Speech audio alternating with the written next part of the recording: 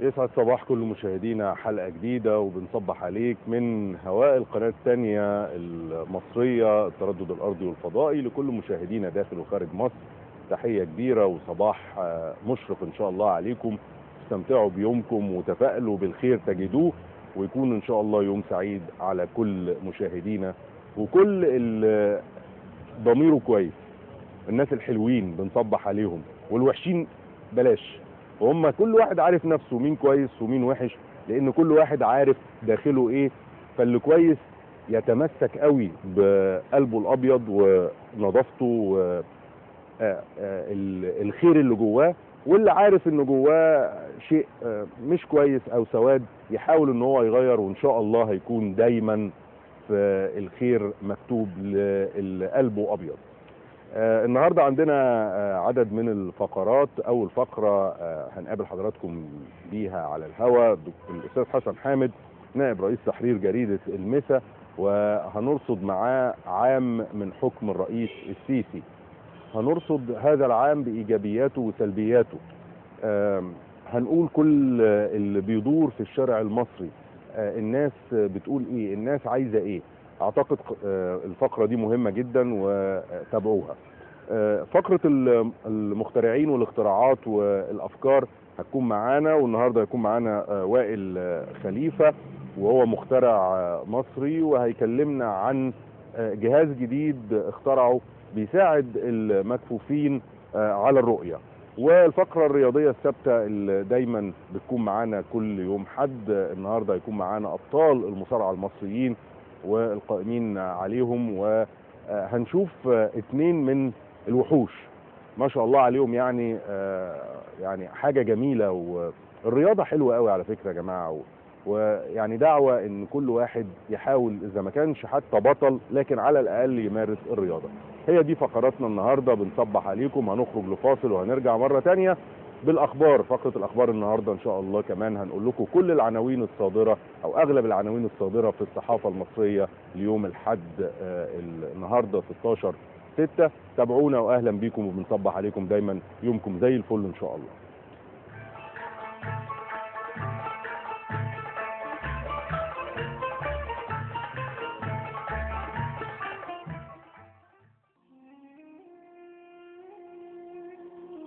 اللهم اهدنا فيمن هديت، نستغفرك ونتوب إليك ونؤمن بك ونتوكل عليك. أنت الغني ونحن الفقراء إليك. اللهم يا واصل المنقطعين أوصلنا إليك. اللهم لا تجعل فينا ولا منا ولا معنا شقيا ولا محروما. ربنا ظلمنا أنفسنا وإن لم تغفر لنا وترحمنا لنكونن من الخاسرين.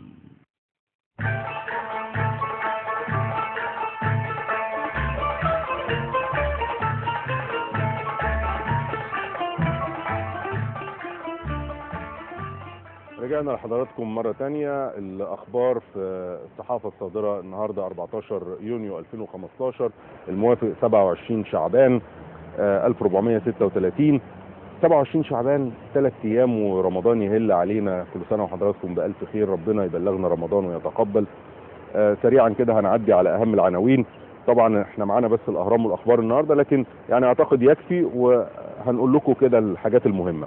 المنشط الرئيسي للأهرام: دراسة تأجيل منظومة الكروت الذكية للوقود، والرئيس بيطالب بتصور لكيان يشرف على المشروعات الصغيرة والمتوسطة. نفس الخبر في الأخبار: السيسي يطلب تأجيل كروت البنزين لحين وصولها لكل المواطنين. طبعا ده إحساس بنبض المواطن. الرئيس استشعر ان داخلين على رمضان، والمفروض كانوا هيطبقوها يوم 15/6 يعني بكرة. داخلين على رمضان والدنيا يعني الناس كلها ملخبطة وبتاع، فكمان محطات البنزين هيبقى فيها النظام الجديد ده صعب شوية في الأول على الأقل لحد ما يتطبق. فطبعا قرار حكيم في وقت مظبوط جدا. وأنا الأسبوع اللي فات قلت لكم إن الرئيس بيشعر بنبض المواطن، والأسعار اللي موجودة وغلاء الأسعار هتلاقوا ليها على طول إن شاء الله ردود أفعال في الفترة القادمة، لأن واضح إن في وزراء في الحكومة مش شايفين شغلهم كويس، مش عارفين يعني ايه نبض مواطن، مش عارفين يعني ايه مواطن مش عارف يجيب احتياجاته الاساسيه. الكلام ده مش لازم الرئيس اللي ياخد فيه قرارات، فكمان يعني اعتقد فيه هيبقى يعني تعديلات في الامور دي قريبا. حفل افتتاح قناه السويس الجديده، الشركه العالميه WPP هتفتتح القناه ان شاء الله، دي اللي فازت بحفل الافتتاح وتنظيمه. مصر بتطرح رؤيه شامله للتنميه في افريقيا. طبعا السيد رئيس الوزراء بيحضر القمه الافريقيه في جنوب افريقيا، والنهارده في اجتماعات كتيره في الشأن ده. جائزه النيل لسميحه ايوب والغيطاني وحنفي، ده اللي اعلن عنه امبارح المجلس الاعلى للثقافه.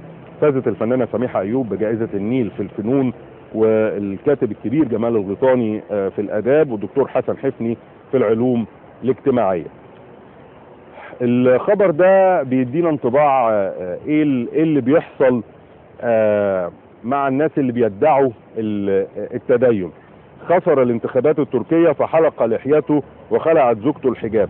بمجرد فشله في الانتخابات البرلمانية التركية الأخيرة، قام رفعت سعيد النائب السابق عن حزب العدالة والتنمية بحلق لحيته وخلعت زوجته سيفيل سعيد الحجاب. والوكالة وكالة الأنباء التركية ذكرت ان زوجة النائب حذفت صورها من على الفيسبوك اللي متصورة فيها بالحجاب. ولا بس نيو لوك حلو هيعجبكم يعني لو شفتوه، عامل حلق خالص، يعني حلق لحيته خالص، وزوجته كمان عاملة شغل كويس. هنروح بالتعاون مع القوات البحرية، وتستغرق عام بدء خطة للتخلص من السفن الغارقة بميناء الإسكندرية أول يوليو، وتدشين لانشين لمكافحة التلوث بتكلفة 15 مليون جنيه. لجنة حصر أموال الإخوان التحفظ على 4 مستشفيات أصولها 250 مليون جنيه. في خبر آخر، نشوف الأخبار المحلية لأنها دي الحقيقة بتهمنا. المجمعات الاستهلاكية ملاذ آمن للفقراء. المواطنين بيقولوا أسعار اليميش أرخص في المجمعات، والمسؤولين بيقولوا أقل من السوق ب30%. الأسعار في المجمعات الحكومية أو المجمعات الاستهلاكية وفروعها، اللحمة البلدي ب57 جنيه و40 جنيه للحمة السوداني الطازجة مش مجمدة، و32 للمجمدة. لفة قمر الدين ب10 جنيه، السوري ب29. بس برضو يعني عايزين السلع دي تتوفر بشكل اكتر، لان الضمير بقى هو هنا. يمكن الحكومة بتعمل اللي عليها، بس تلاقي السلعة تنزل من هنا وتختفي، يعني حاجة غريبة جدا. بيوزعوها على مين؟ بتروح لمين؟ البيزنس اللي بيحصل. يبقى احنا بنقول شكرا لوزارة التموين والسيد خالد حنفي، الدكتور خالد حنفي وزير التموين بينزل السلع، لكن احكم قبضتك على رجالتك اللي موجودين في المجمعات الاستهلاكية اللي بيعملوا بيزنس. وحضرتك طبعا عارف وزير التموين اللي بيحصل. تروح تسأل يقولك خلصت، والله ده كانت موجودة وخلصت. مين يا عم؟ دي لسه نازلة. يقول لك لا تمام مفيش. او اللحمة ام 57 جنيه ده يقول لك لا ده مفيش، الحتت الحلوة راحت لاصحابها بقى. بيحجزوها بالتليفون يا دكتور. طيب هنشوف ده اخبار عالمية ويعني دي بقى تشوفوها في نشرات الاخبار. انا عايز اوصل لكم لصفحة، ايوه هي دي اللي انا بدور عليها، قريتها الصبح وعايز اقول لكم شوية اخبار عليها. على فكرة محطة انور السادات بتاعت مترو الانفاق اللي هي محطة التحرير هتفتح يوم الاربعاء اللي جاي. طبعا الناس اللي بتستخدم مترو الانفاق هيهمها اول خبر ده، لان بقى لها من ساعة الثورة طبعا مقفولة. فيوم الاربعاء الجاي وزير النقل هيفتتح او اعادة افتتاح محطة السادات. ارتياح لسهول الجيولوجيا الثانوية بالنظام القديم. طلاب النظام الحديث بيواجهون مخاطر الفيزياء اليوم، ربنا يستر عليهم. والاسبوع اللي فات قلت للسيد وزير التربية والتعليم من فضلك يا سيادة الوزير بلاش الناس اللي عندها مشاكل نفسية وعقد نفسية يحطوا امتحانات ابنائنا طلاب الشهادات العامة، زي ما يكون بيطلعوا هذه العقد في ولادنا. الولاد تلاقيهم مذاكرين، طبعا في ما بيذاكروش لكن مذاكرين. السؤال مش مسألة بيقيس ذكاء الطالب، لان احنا التعليم المصري كله ما بيقيس ذكاء الطالب. ما خلوناش نضحك على بعض، ويعني شغل الاكلاشيهات اللي بتقولوها دي ما ينفعش. احنا نظام تعليمنا حفظ، والطالب اللي ما بيحفظش بيسقط، والطالب بيتعود على الحفظ، ولو المدرس بتاعه حاول ان هو يفهمه او بتاع يدخل الامتحان ما يعرفش اي حاجه. فطالما كده يعني هتستفيدوا ايه لما تعقدوا الولاد اكتر ما هم متعقدين؟ غيروا نظام التعليم، وبعدين انت بتقول لي الاسئله اللي تقيس الطالب الذكي وتلف لي السؤال، ويا ريت اللي حاطط السؤال فهمه، ده في بعض الاحيان ما بيبقاش فاهمه. ولا المشكله الاكبر في مدارس اللغات الترجمه، بتبقى فيه فضايح. حاضر، عايزين نختم الاخبار. وزير الصحة بيتفقد اعمال التطوير بمعهد القلب. هو يعني كان لازم سيد رئيس الوزراء يروح علشان يبقى فيه تطوير على هامش المؤتمر الدولي بجنيف، انتهاء قانون العمل وعرض مشروع النقابات على البرلمان، وتخفيض عمولة التحويل المصريين بالخارج ل5%. طيب طبعا هو كان في شويه حاجات كتيره قوي عايزين نتكلم فيها معاكم، لكن يعني اعتقد ان هي دي اهم العناوين. جريده الاخبار فيها حاجات مهمه قوي، لكن مش عايز اقولها لكم الصبح. يعني لو احنا بنتقابل بعد الظهر كنت قلتها لكم، لانها يعني احنا طالعين نصبح عليكم ونقول لكم كلام كويس.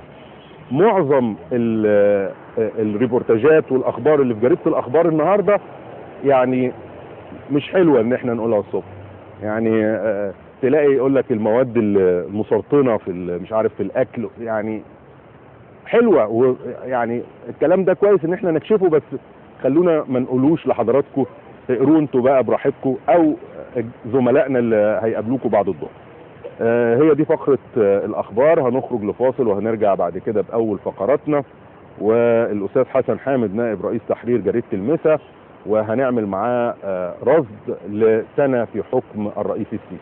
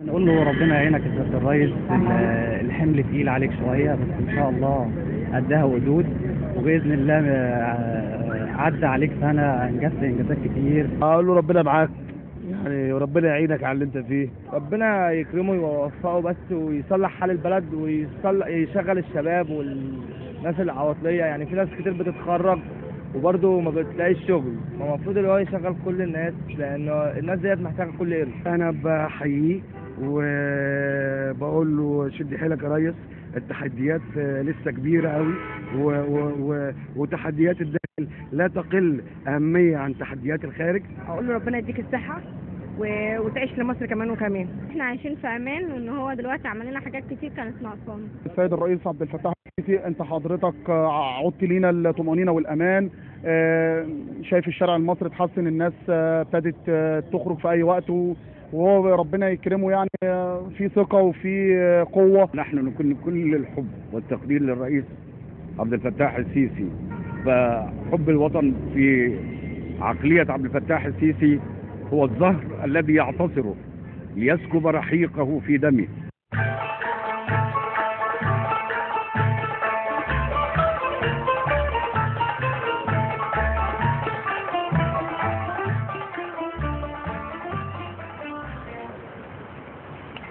اهلا بكل مشاهدينا. اول فقراتنا على الهوا عام من حكم الرئيس السيسي ووضع هذا العام في الميزان، ما له وما عليه، الايجابيات السلبيات، الملفات اللي خدت حيز كبير من اهتمام الرئيس وادارته، والملفات اللي بتحتاج مزيد من الاهتمام.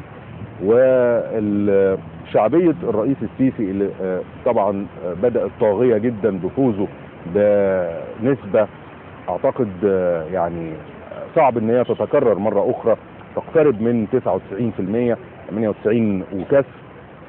وهذه النسبة على مدى سنة، هل هي في تصاعد ام في ثبات، ام هذه نسبة شعبية الرئيس بتتراجع؟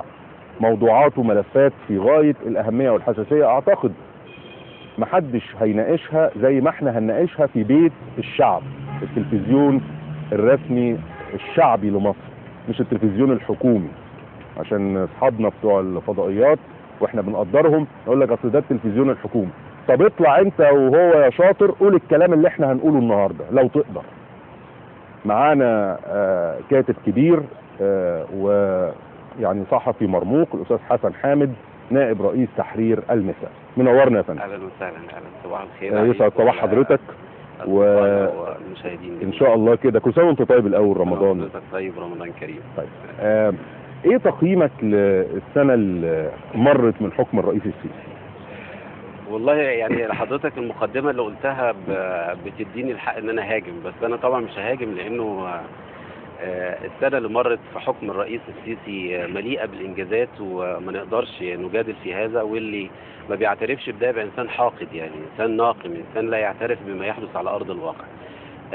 وعلى فكره تصحيح بس، المقدمه اللي قلتها مش بغرض ان ادي لحضرتك الحق ان انت تهاجم، لكن بغرض ان انا اوصل للمشاهد ان احنا مش طالعين نطبل. تمام. ان احنا طالعين نرصد بموضوعيه، هنتكلم بضمير مهني، لكن لا هنهاجم ولا هنسقف. يعني ده طبيعه الاعلام المهني يعني. تمام. تمام. هو طبعا الحكم المحايد هو بيبقى اقرب للموضوعيه من اي احكام مسبقه يعني. نعم. انا الحقيقه يعني الكلام اللي انا عايز اقوله وعايز استند فيه الى عنصرين اساسيين، عنصر خارجي وعنصر داخلي، علشان ما نبقاش احنا مقيدين بنظره بس ضيقه يعني. نعم. انت حضرتك فاكر الجولات الاوروبيه والجولات الخارجيه اللي تعددت للسيد الرئيس، وكان من ضمنها الجوله اللي انا عايز اتوقف امامها، اللي هي الجوله الاوروبيه اللي زار فيها المانيا وزار فيها المجر، وكان مصطحب معاه وفد اطلق عليه اللي هو وفد الدبلوماسيه الشعبيه. نعم. هذا الوفد انت عارف انه حصل بينه وبين مجموعه من المعارضين للنظام كان في كلام كتير قوي الرئيس. صحيح. حصل مواجهات وتدخلت الشرطه في الشارع. نعم. طبعا مواجهات ما بين مجموعه كان بيمثلها جماعه 6 ابريل، افراد من 6 ابريل، وجماعه منتمين الى الجماعه الارهابيه. المهم انه هذه المواجهات تدخلت الشرطه الفضه، فجت صحيفة من كبريات الصحف الألمانية وذات الانتشار الواسع طلعت بيان مهم جدا أنا عايز أتوقف أمامه، أكدت فيه أنه أولا رفضت اعتبار ما حدث من مواجهات ده دليل على وجود انقسام في الشارع المصري، بل اعتبرت أنه ده دليل على وجود زي ما تقول حراك سياسي لا يمثل بأي حال من الأحيال أي قلق على مستقبل البلد زي مصر. نعم. هم استندوا في ده إلى خبرتهم التاريخية الطويلة مع زعمائهم، فلذلك قالوا إنه الرئيس السيسي بيقود نظام حكم مستقر. تمام؟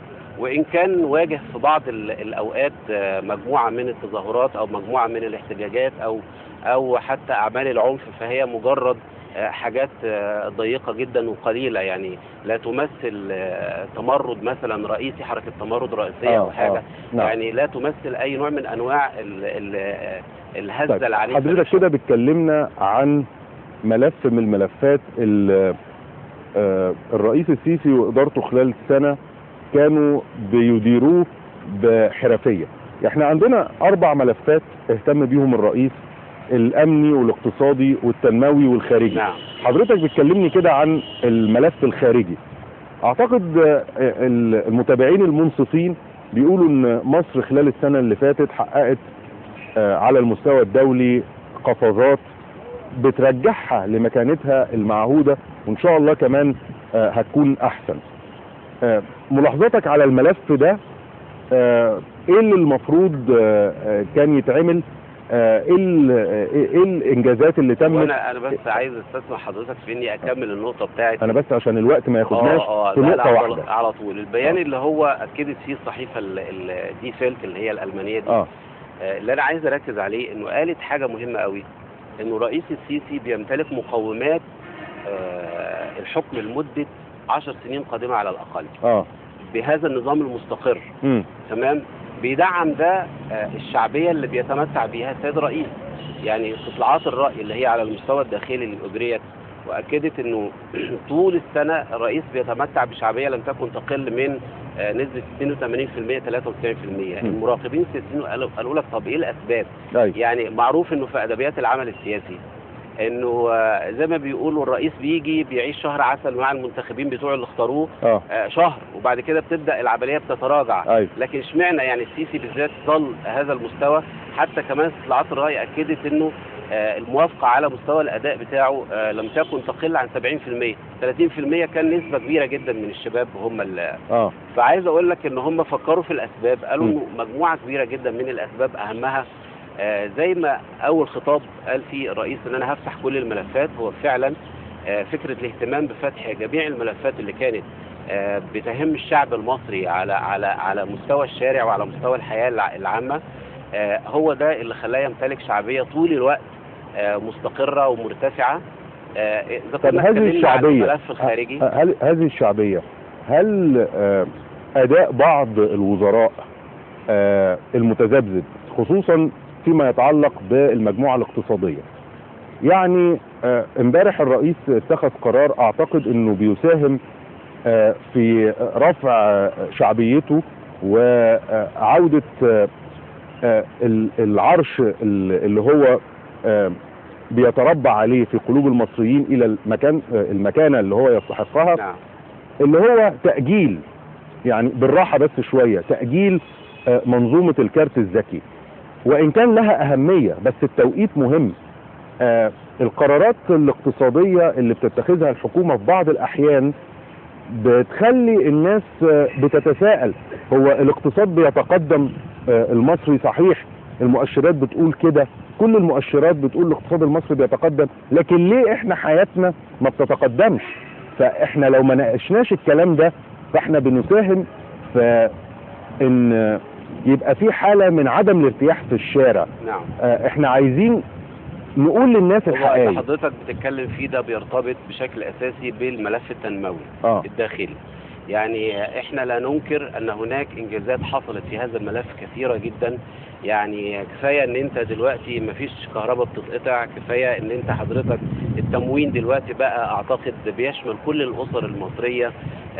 على مستوى الصحة فيه اهتمام عالي جدا، واظن اخر زيارة قام بها رئيس الوزراء لمعهد القلب بتؤكد انه في اتنين بيشتغلوا بجد. يعني هو بيؤخذ في بعض الاحيان على انه اختيارات المسؤولين ما هياش دقيقة بنسبة 100%. يعني احيانا بيتقال انه الاختيارات بتيجي عشوائية، ناس بتحتل مواقع ما بتفهمش فيها حاجة، يعني او ادائهم مش على مستوى اداء رئيس الجمهورية او الرجل الثاني في الدولة اللي هو رئيس الوزراء. بالظبط. يعني دول ادائهم مرتفع قوي، وبعض المسؤولين ادائهم مترهل. ده مفيش اداء للأسف. او مفيش اداء. يعني انا عايز اتذكر كلمة مهمة جدا قالها سيادة الرئيس في اول خطاب. قال حاجتين، قال لك ان انا هفتح كل الملفات. نمرة 2 لابد من توافر الإرادة السياسية والمشاركة الشعبية. ما حدث طوال هذا العام هو إرادة سياسية. يعني كل الإنجازات التي تحققت على أرض الواقع أنا من وجهة نظري شايف إن هي شغل فرد اللي هو رئيس السيسي وبيساعده إبراهيم محلب. تمام. لكن فين الباقي؟ فين المسؤولين؟ فين الدولة؟ يعني أنا بتخيل كما لو كان هناك مؤسسات بتعمل ضد الرئيس. ما هي دي بتوصل دي نقطة احنا يعني اللي هو نبض الشارع واجب علينا ان احنا ننقله لسيادة الرئيس، ان النجاح الاقتصادي مشهود، والتصنيف الائتماني المصري تقدم، نعم، والاحتياطي النقدي في البنك المركزي بيرتفع، ومستوى الاستثمارات اللي داخله مصر هايله. طيب ناقص مثلا ضبط الاسواق؟ هل التقارير اللي بتطلع لسياده الرئيس بيقولوا له يا فندم كله تمام، ده الاسعار زي الفل؟ لا، الاسعار مجنونه بشكل غير مبرر، وكأني الفساد ضارب في اعماق المحليات، ضارب في اعماق الاجهزه الرقابيه، وكل واحد كل تاجر بيبيع بمزاجه. تمام. طيب هنا الدوله دورها ايه؟ تمام. هو انا بقول انه على الرغم من كل حجم الانجازات التي تحققت، لكن لا تزال هناك تحديات كبيره جدا بتواجه الدوله، ممثله في القياده السياسيه، وممثله في المسؤولين، وممثله فينا احنا كشعب. يعني لابد ان نشارك نحن بمشاركه ايجابيه. يعني انا بتخيل لو احنا في ناس فينا وحشين قوي. نعم، انت لو حضرتك امتنعت عن انك ترمي ورقه من شباك العربيه، يعني دي مساهمه في انك بتنظف بلدك. لو احنا فعلا سلوكنا تحول الى سلوك حضاري، على الاقل مش عايز اقول لحضرتك اتبرع، ما تتبرعش. يعني اذا كانت الامر بيتوقف عند المساهمات الماليه، مش عايزين مساهمات ماليه، انت بس تشارك بسلوك حضاري. يعني نطالب المواطنين بالمشاركه بسلوك حضاري. طيب ودايما حسن الظن بالقياده السياسيه. الملف التنموي، نعم، واعتقد ان حصل طفرات طبعًا يعني كبيرة جدا في هذا الملف طبعًا. وربما الناس يعني شايفة ان المستقبل افضل كثيرا بمشروعات ضخمة جدا، ربما على رأسها مشروع قناة السويس الجديد اللي هيفتتح ان شاء الله في شهر 8 القادم، 6 اغسطس ان شاء الله. فاحنا بنتكلم ان القادم العاصمة الادارية الجديدة، مشروعات ضخمة جدا. الملف ده هو ايه اللي حضرتك شايف انه يعني حققه على ارض الواقع، وايه اللي بينقصه؟ الملف التنموي بالذات هو كان احد الملفات الهامه اللي يعني سياده الرئيس اولها عنايه خاصه، بالاضافه للملف الامني زي ما اتكلمنا. طبعا حجم برضو الانجازات اللي حصلت في الملف الامني وتحقيق الاستقرار الامني وتقويض اعمال العنف والارهاب، يعني حصل فيها طفره، وكان ده بيحصل باقل الامكانيات اللي متوفره لقوات الامن.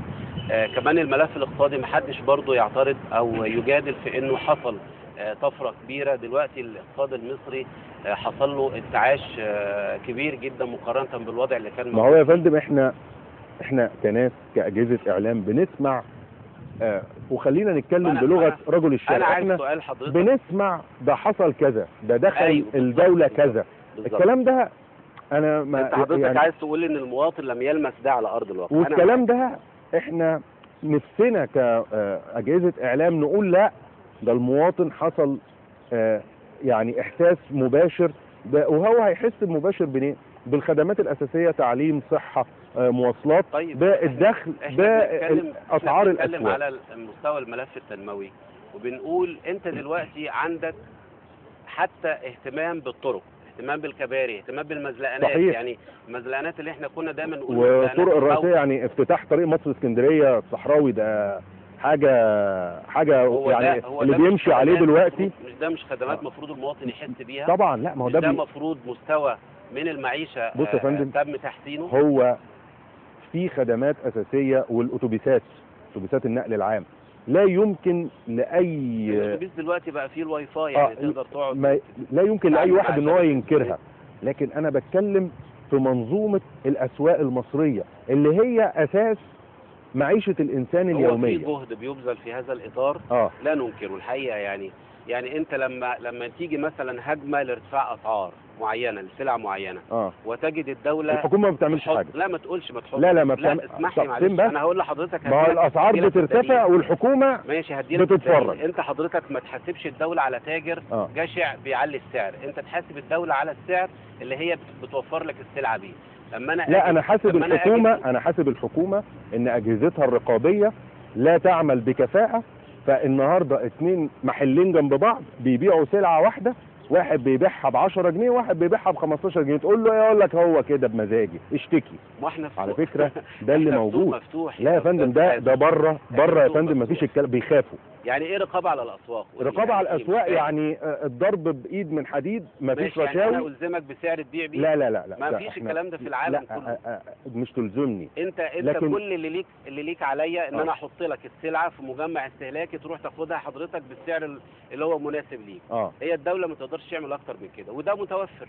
يعني لما بيحصل مثلا دلوقتي احنا داخلين على رمضان، هتلاقي كم السلع المتوفره في المجمعات الاستهلاكيه باسعار تناسب كل الفئات بتاعه المجتمع، هتلاقيها موجوده ومتوفره. ايوه، ده اللي يجبرك تروح تشتري بلح ب 120 جنيه ولا تشتري يميش ب 200 جنيه و300 جنيه. السلع يعني اسمح لي يا استاذ، انا يعني ما بتكلمش كده وانا قاعد قدام كاميرا، انا بنزل وبشتري وبشوف، لان انا دي شغلتي، ان انا اعلامي.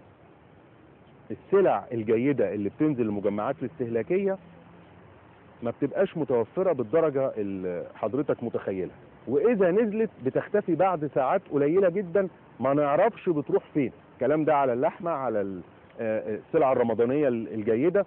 دي بقى منظومه ايه؟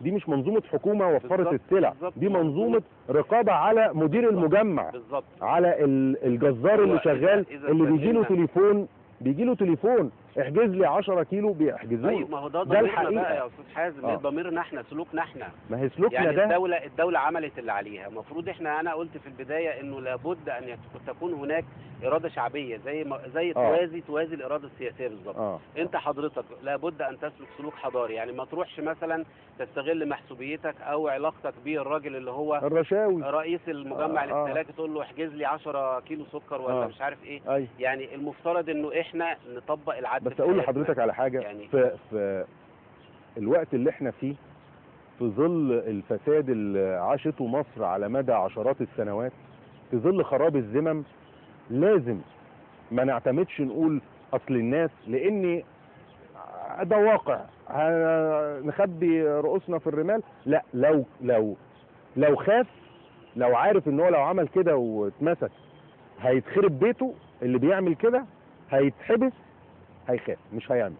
فاحنا بندعو الحكومة لتشديد الرقابة على المجمعات الاستهلاكية، على الأسواق، عشان ضبط الأسعار، عشان الناس تقدر ان هي تشتري. نحن في مرحلة يعني فعلا تحتاج إلى حجم من الحزم يا أستاذ حازم. يعني حزم كبير، بحيث إنه فعلا كل السلبيات اللي هي موجودة في حياتنا تختفي. هو في كثير من التحديات الحقيقة بتواجه الحكومة، بتواجه القيادة السياسية، سواء تحديات راهنة أو تحديات مستقبلية محتاجة فعلا إعادة نظر. ايه اللي حضرتك شايف ان التحديات اللي جاية في الفترة القادمة امام الرئيس السيسي؟ يعني انا شايف انه اول تحدي هو اعادة هيكلة النظام الاداري في البلد. ايوه. يعني احنا بلدنا للاسف الشديد دايما طول الوقت بنقول احنا مشكلتنا ادارة. طيب احنا نفضل طول الوقت بنقول مشكلتنا ادارة، ما نشوف المشكلة فين في الادارة ونحلها. يعني انا شايف انه يعني في الوقت اللي الناس بتسعى فيه لوضع قانون مثلا لمد سن المعاش ل 65، لا انا بقول ما نخليه 50، سن المعاش ما نخليه 50. ايه المانع؟ يعني الواحد كده يطلع على 50 يستجم بحياته، ويدي فرصة للشاب اللي هو عنده طموح وعنده امل، وتبث دم جديد في المؤسسة او الهيئة او طبيعة العمل، يبقى انت بتجدد الدماء طول الوقت. فيعني مسألة الهيكل الإداري بتاع الدولة ده محتاج فعلا يتفرمط خالص، يتفرم تماما وتتعاد هيكلته من جديد. هو الرئيس كان بيقول نقطة مهمة جدا، يعني أنا بأرجو الرئيس والإدارة السياسية في مصر إن هي تطبق إن محدش في مصر من موظفين الدولة ياخد جنيه هو لا يستحقه. يعني قال في افتتاحه الترسانة البحرية في اسكندرية إن إحنا هندي اللي يستحق، اللي يشتغل ياخد، اللي ما يشتغلش ما ياخدش. يعني ده الترهل اللي موجود في الجهاز الإداري في الدولة، ان الناس فاكره ان دي معونه حكوميه. الموظفين انت عارف يعني حضرتك الموظف فاهم ان دي معونه من الدوله، لا ده اجر مقابل عمل. ايوه. وزاره التخطيط تقريبا كان من شهر او شهر ونص طلعت بيان بتؤكد فيه انه السبب الرئيسي للفساد في مؤسسات الدولة هو فكرة انه حضرتك شغال، جبت ابنك اشتغل، جبت أيوة. اخوك اشتغل. أيوة. يعني العوائل اللي هي مسيطرة على آه. الادارات والمؤسسات والهيئات أيوة. الحكومية هي دي أيوة. سبب الفساد الرئيسي. أيوة. طب أيوة. لما انت عرفت انه ده سبب رئيسي ما تقضيش عليه ليه؟ آه. هتقول لي هرفد الناس اللي جايه من طرف هم منعوا التعيينات، منعوا التعيينات. جديدة. يعني احنا بنؤكد وبنكرر ان السنة اللي فاتت حصل طفرة في مصر. يكفي ان احنا بنشعر بالامان في الشارع مع وجود يعني اذا كان في بعض الامور اللي يعني بتؤرقنا، لكن نقارن بين ده وبين 3-4 سنين فاتوا.